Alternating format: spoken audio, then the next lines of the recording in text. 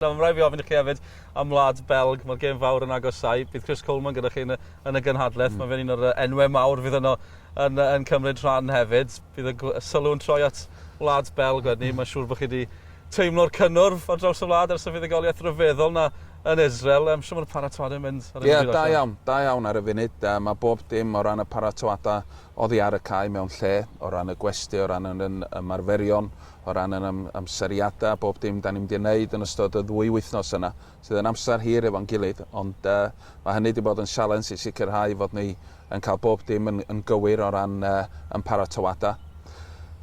Ac rwan dim ond croesi bysaf fod pawb yn dod drwy'r gemau sydd yn weddill ac yn holliach, felly dim ond edrach ymlaen.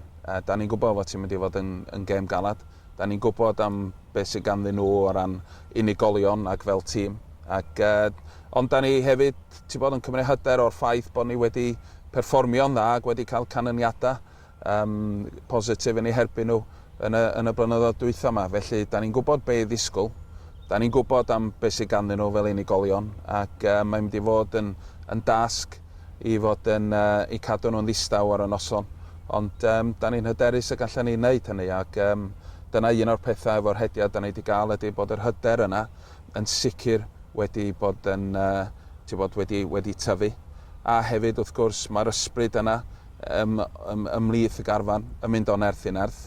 A hefyd wrth gwrs da ni'n gweld bod yr ysbryd ymhlith y cefnogwyr a drwy'r wlad yn gyfan gwbl hefyd wedi codi. Felly da ni jyst yn benderfynol ac yn edrych ymlaen i drio cadw'r momentum yna i fynd. Oherwydd mae momentum yn beth holl bwysig mewn campaign fel hyn.